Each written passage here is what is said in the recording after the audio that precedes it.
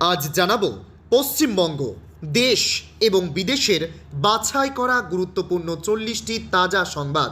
আপনি যদি আমাদের চ্যানেলে নতুন হয়ে থাকেন তাহলে অবশ্যই সাবস্ক্রাইব করে রাখুন, কারণ প্রতিদিন সেরা ও গুরুত্বপূর্ণ সংবাদ আপনার হাতের মুঠোয় পৌঁছে দিতে সব সময় প্রস্তুত আছে। তৃণমূল কি সত্যিই সাফ? সুদীপের দলত্যাগের পর শুভেন্দুর তীব্র কটাক্ষে তোলপাড় রাজ্য রাজনীতি।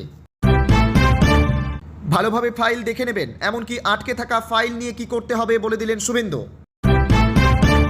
মমতা কল্যাণ মহুয়ার বিরুদ্ধে আইনি যুদ্ধ কাকলিপুত্রের, চরম অস্বস্তিতে তৃণমূল শিবির, 15 দিনের আলটিমেটাম। কালীঘাটের বৈঠকে তুমুল বচসা অভিষেক কুণালের, গলার আওয়াজ শোনা যায় বাইরেও। জমি যেতে পারে ওপার বাংলায়, সীমান্তে কাঁটাতারের সীমারেখায় আপত্তি, হাইকোর্টে গ্রামবাসী। 15 থেকে 17 জুন মিস করবেন না, অন্নপূর্ণা ভাণ্ডারে 3000 টাকা দিতে বড় পদক্ষেপ রাজ্যের। এবার বাতিল হবে রেশন কার্ড, ডিলারদের নাতে বিপাকে খাদ্য দপ্তর। অনুপ্রবেশ রুখতে হিমন্তর নজিরবিহীন পদক্ষেপ, অসমে 18 পেরোলেই আধার কার্ডের নিয়মে বিরাট বদল।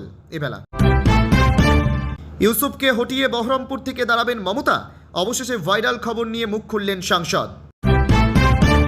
নিট প্রশ্ন ফাঁস নিয়ে উত্তাল দেশ, শিক্ষামন্ত্রীর পদত্যাগের দাবিতে পথে নামছেন রাহুল গান্ধী। সিন্ধু নদীর 1 ফোঁটা জল সন্ত্রাসী এবং মানবতার শত্রু পাকিস্তানকে দেওয়া হবে না, রাজনাথ সিং। গোফ কেটে ছদ্মবেশ, কেরলে লুকিয়েও হলো না শেষ রক্ষা, গ্রেপ্তার কোটি কোটি তছরূপে অভিযুক্ত পুরপ্রধান। 12 বাংলাদেশিকে ভারতে ঢোকানোর চেষ্টা বিজেপির, অনুপ্রবেশ রুখতে কড়া নজরদারি বিএসএফের। দল ভাঙার বড় ধাক্কার মাঝেই সামনে এলো তৃণমূলের 850 কোটি টাকার বিশাল ব্যাংক ব্যালেন্স। ক্যান্সারে আক্রান্ত শিশুর শরীরে ওষুধের বদলে ফরমালিন, মৃত্যুর পর 2 নার্সের বিরুদ্ধে মামলা। দক্ষিণবঙ্গে ঝড় বৃষ্টির পূর্বাভাস, কবে জোরালো হবে বর্ষা, কলকাতা সহ একাধিক জেলায় সতর্কতা। প্রিয় দর্শক, এতক্ষণ শুনছিলেন সংবাদ শিরোনাম, এবার আসছি বিস্তারিত খবরে। ভিডিওটি ভালো লাগলে লাইক করুন এবং আমাদের ইউটিউব চ্যানেলটি সাবস্ক্রাইব করে আমাদের সঙ্গে থাকুন। তৃণমূল কি সত্যিই সাফ? সুদীপের দলত্যাগের পর শুভেন্দুর তীব্র কটাক্ষে তোলপাড় রাজ্য রাজনীতি। পশ্চিমবঙ্গের রাজনৈতিক প্রেক্ষাপটে এক নজিরবিহীন পরিবর্তনের ঝড় উঠেছে। প্রবীণ তৃণমূল সাংসদ সুদীপ বন্দ্যোপাধ্যায় দিল্লির বিদ্রোহী শিবিরে যোগ দেওয়ার পর ঘাসফুল শিবিরের রাজনৈতিক ভবিষ্যৎ নিয়ে তীব্র আক্রমণ শানিয়েছেন মুখ্যমন্ত্রী শুভেন্দু অধিকারী। শনিবার দিল্লিতে সুদীপ বন্দ্যোপাধ্যায় ও শতাব্দী রায়ের বিজেপি নেতাদের সঙ্গে বৈঠকের পর কলকাতায় তীব্র প্রতিক্রিয়া ব্যক্ত করেন মুখ্যমন্ত্রী। রাজ্যে সদ্য ঘটে যাওয়া ক্ষমতা পরিবর্তনের প্রসঙ্গ টেনে শুভেন্দু অধিকারী স্পষ্ট ভাষায় দাবি করেছেন, তৃণমূলের আর কিছুই অবশিষ্ট নেই, পুরো দলটাই এবার ধুয়ে মুছে সাফ হয়ে গিয়েছে। অহংকার, অত্যাচার, দুর্নীতি ও তুষ্টিকরণের রাজনীতির কারণেই রাজ্যের মানুষ বিদায় জানিয়েছেন বলে তিনি মন্তব্য করেন। তবে এই রাজনৈতিক উত্তাপের মাঝেই আগামী সপ্তাহে 2 দিনের সফরে পশ্চিমবঙ্গে আসছেন প্রধানমন্ত্রী নরেন্দ্র মোদী। রাজ্যে নবগঠিত বিজেপি সরকারের উদ্যোগে প্রথমবারের মতো সরকারিভাবে উদযাপিত হতে চলা পশ্চিমবঙ্গ দিবস এবং আন্তর্জাতিক যোগ দিবসের মূল অনুষ্ঠানে যোগ দিতেই তার এই সফর। একই সময়ে নিয়োগ দুর্নীতির অভিযোগে প্রাক্তন তৃণমূল নেতা মদন মিত্রের বাড়িতে ইডির হানা ও জিজ্ঞাসাবাদও শাসক শিবিরের ওপর চাপ বহু গুণ বাড়িয়ে দিয়েছে। ভালোভাবে ফাইল দেখে নেবেন, এমনকি আটকে থাকা ফাইল নিয়ে কি করতে হবে বলে দিলেন শুভেন্দু। মন্ত্রিসভা গঠিত হয়ে গিয়েছে, নতুন নতুন সব মুখ নিয়ে সেই সভা গঠিত হয়েছে শুভেন্দু অধিকারীর নেতৃত্বে। কেউ প্রথমবার বিধায়ক হয়েই মন্ত্রিত্ব পেয়েছেন, কেউ আবার দীর্ঘদিন ধরে বিধায়ক ছিলেন। তবে মন্ত্রিত্বের অভিজ্ঞতা খুব বেশি নেই অনেকের, সেই কারণে এবার সকলকে একসঙ্গে বসিয়ে পড়াশোনা করালেন মুখ্যমন্ত্রী শুভেন্দু। শনিবার দুপুরে এই প্রশিক্ষণ শিবির আয়োজিত হয়, সেখানে উপস্থিত ছিলেন রাজ্যের মন্ত্রীরা। আইনি বিষয় নিয়ে মন্ত্রীদের অবহিত করেন মুখ্যমন্ত্রীর উপদেষ্টা সুব্রত গুপ্ত, মুখ্য সচিব মনোজ আগরওয়াল, ইনস্টিটিউটের ডিরেক্টর দুষ্মন্ত নারিয়েল, স্বরাষ্ট্র সচিব সংঘমিত্রা ঘোষ, অনুপ আগরওয়ালা এবং সুনীল গুপ্তরা। এরপর শিবিরে যোগ দিয়ে মুখ্যমন্ত্রী শুভেন্দু অধিকারী সহকর্মী তথা মন্ত্রীদের সৎ ভাবমূর্তি বজায় রাখার নির্দেশ দেন। এমনকি নির্দেশ দেওয়া হয় ফাইল ভালোভাবে দেখে নেওয়ারও। অকারণে কোনো ফাইল আটকে না রেখে দ্রুত কাজ সম্পন্ন করার উপর জোর দেন। সরকারি কাজ ও পরিষেবা যাতে ব্যাহত না হয় সে বিষয়েও সতর্ক করেন।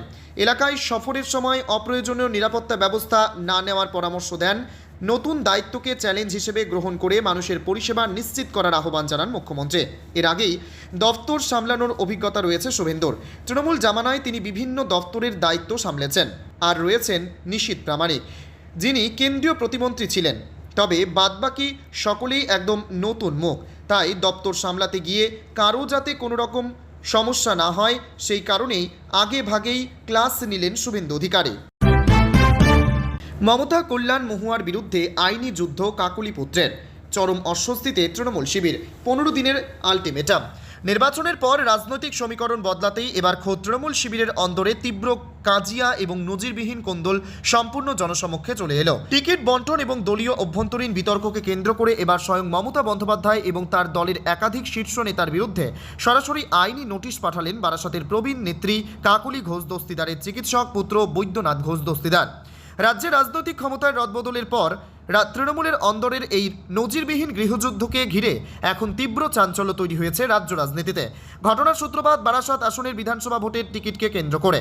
অভিযোগ, বিদায়ী তৃণমূল শিবিরের একাংশের তরফ থেকে ক্রমাগত প্রচার করা হচ্ছিল যে ডক্টর বৈদ্যনাথ ঘোষ দস্তিদারকে বারাসত থেকে প্রার্থী করার জন্য তার মা কাকলি ঘোষ দস্তিদার দলের ওপর চাপ সৃষ্টি করেছিলেন। টিকিট না পেয়ে নাকি কাকলি দেবী বিদ্রোহী হয়ে উঠেছিলেন। এই প্রচারকে সম্পূর্ণ মিথ্যে এবং মানহানিকর বলে দাবি করেছেন চিকিৎসক বৈদ্যনাথ ঘোষ দস্তিদার। তার স্পষ্ট দাবি, রাজনীতিতে আসার বা কোনো টিকিট পাওয়ার বিন্দুমাত্র ইচ্ছে তার কোনো দিনই ছিল না। ক্ষমতার অলিন্দ থেকে ছিটকে গিয়ে নেতারা এখন নিজেদের দলেরই প্রবীণ সাংসদদের পরিবারের ওপর কাদা ছোড়াতে শুরু করেছেন। কিন্তু খোদ দলের অন্দর থেকেই মমতা মহুয়াদের আইনি নোটিশ পাঠিয়ে যেভাবে চ্যালেঞ্জ করা হলো তা দলটির তথাকথিত শৃঙ্খলা এবং অভ্যন্তরীণ ফাটলকেই স্পষ্টভাবে প্রমাণ করে। কালীঘাটের বৈঠকে তুমুল বচসা, অভিষেক কুণালের গলার আওয়াজ শোনা যায় বাইরেও। তৃণমূল কংগ্রেসের সাংগঠনিক রদবদলের আবহে কালীঘাটের দলের কর্মসমিতির বৈঠক ঘিরে শনিবার নাটকীয় পরিস্থিতির সৃষ্টি হলো। বিভিন্ন রিপোর্টে দাবি করা হয়েছে বৈঠকে একটি সাংগঠনিক বিষয় নিয়ে মতপার্থক্যকে কেন্দ্র করে বাদানুবাদে জড়িয়ে পড়েন অভিষেক বন্দ্যোপাধ্যায় ও কুণাল ঘোষ। জানা গিয়েছে সংগঠনের একটি গুরুত্বপূর্ণ সিদ্ধান্ত দ্রুত কার্যকর করার পক্ষে সওয়াল করেন কুণাল ঘোষ, কিন্তু বিষয়টি পরে বিবেচনা করার পক্ষে মত দেন অভিষেক বন্দ্যোপাধ্যায়। এই অবস্থানে আপত্তি জানিয়ে কুণাল ক্ষোভ প্রকাশ করেন। এরপর দুপক্ষের মধ্যে উত্তেজনা বাড়তে থাকে এবং বৈঠকের পরিবেশ কিছু সময়ের জন্য অস্বস্তিকর হয়ে ওঠে।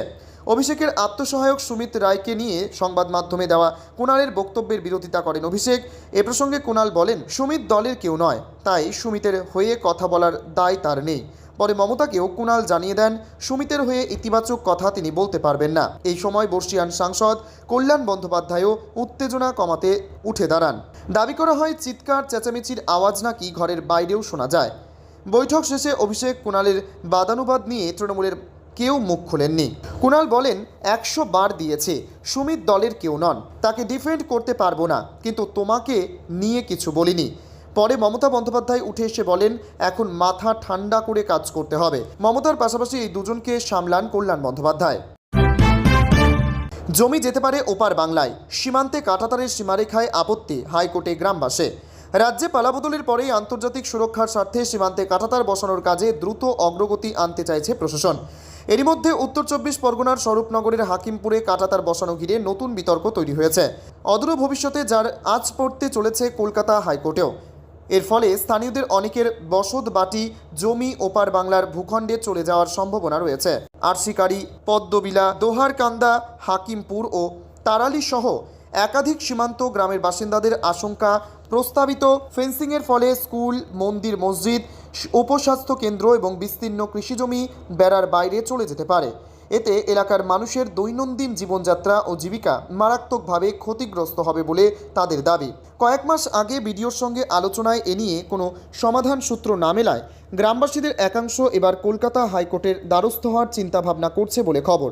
তাদের দাবি, প্রশাসনের প্রস্তাবিত ফেন্সিং পরিকল্পনার ফলে সাধারণ মানুষের বসতভিটে, কৃষিজমি ও গুরুত্বপূর্ণ জনপরিষেবা কেন্দ্র ক্ষতিগ্রস্ত হলে তা নিয়ে আদালতের হস্তক্ষেপ প্রয়োজন হতে পারে।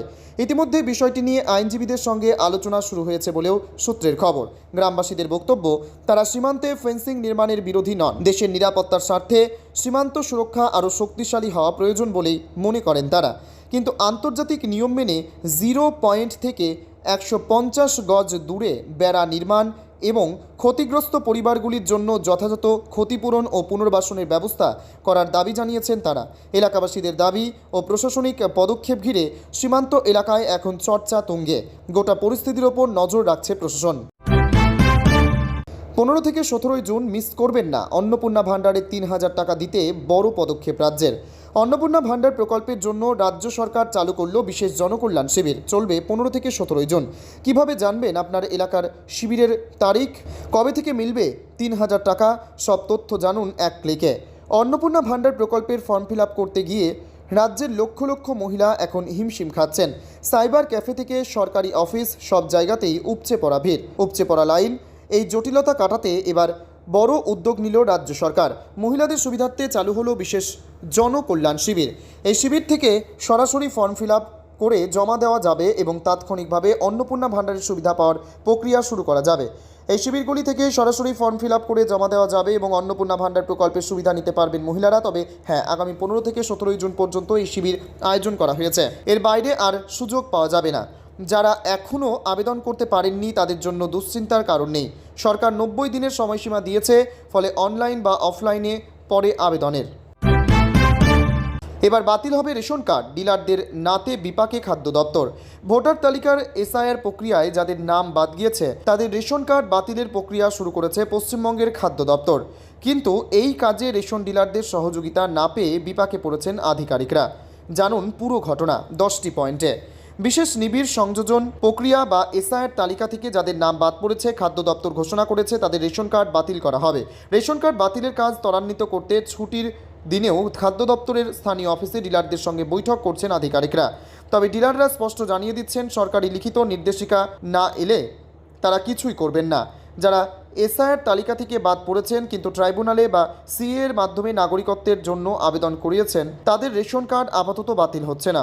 তবে আবেদনের প্রমাণপত্র পোর্টালে আপলোড করতে হবে।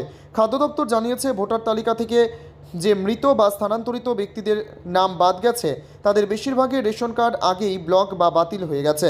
কারণ মৃত্যু সার্টিফিকেটের জন্য রেশন কার্ড সারেন্ডার করতে হয়। নিয়ম অনুযায়ী কোনো রেশন কার্ড থেকে দীর্ঘদিন রেশন না তোলা হলে সেই কার্ড স্বয়ংক্রিয়ভাবে ব্লক হয়ে যায়। ফলে বহু ক্ষেত্রেই আলাদাভাবে বাতিল করার প্রয়োজন পড়ছে না। দক্ষিণবঙ্গে ঝড় বৃষ্টির পূর্বাভাস, কবে জোরালো হবে বর্ষা? কলকাতা সহ একাধিক জেলায় সতর্কতা। দক্ষিণবঙ্গে ঝড় বৃষ্টির পূর্বাভাস ঘিরে নতুন করে সতর্ক করল আলিপুর আবহাওয়া দপ্তর। কলকাতা সহ একাধিক জেলায় আগামী কয়েকদিন বজ্রবিদ্যুৎ সহ বৃষ্টি এবং ঝোড়ো হাওয়ার সম্ভাবনা রয়েছে। একই সঙ্গে আবহাওয়াবিদদের মতে আগামী 2 থেকে 3 দিনের মধ্যেই পশ্চিমবঙ্গের বাকি অংশে আনুষ্ঠানিকভাবে বর্ষার প্রবেশ করতে পারে। ফলে বৃষ্টির পরিমাণ আরও বাড়ার সম্ভাবনা তৈরি হয়েছে। আলিপুর আবহাওয়া দপ্তরের পূর্বাভাস অনুযায়ী রবিবার থেকে দক্ষিণবঙ্গের বিভিন্ন জেলায় বিক্ষিপ্ত ঝড় বৃষ্টি শুরু হতে পারে। বজ্রপাতের আশঙ্কাও রয়েছে। বর্ষা প্রবেশের অনুকূল পরিস্থিতি তৈরি হওয়ায় আবহাওয়ার এই পরিবর্তনকে গুরুত্বপূর্ণ বলেই মনে করছেন বিশেষজ্ঞরা। কলকাতায় রবিবার দিনের বিভিন্ন সময়ে বজ্রবিদ্যুৎ সহ বৃষ্টির সম্ভাবনা রয়েছে। বৃষ্টির পাশাপাশি ঘন্টায় 30 থেকে 40 কিলোমিটার বেগে ঝোড়ো হাওয়া বইতে পারে বলে জানিয়েছে হাওয়া অফিস। শুধু কলকাতা নয়, হাওড়া, পূর্ব মেদিনীপুর, পশ্চিম মেদিনীপুর এবং ঝাড়গ্রামেও রবিবার ঝড় বৃষ্টির সতর্কতা জারি করা হয়েছে। উপকূলবর্তী ও সংলগ্ন এলাকায় স্থানীয়ভাবে বজ্রপাতের আশঙ্কাও থাকছে। সোমবার হুগলি, উত্তর 24 পরগনা এবং দক্ষিণ 24 পরগনায় আবহাওয়া আরও সক্রিয় হতে পারে। এই জেলাগুলিতে 40 থেকে 50 কিলোমিটার বেগে ঝোড়ো হাওয়া বইতে পারে। হুগলিতে বুধবারও ঝড় বৃষ্টির সম্ভাবনা রয়েছে।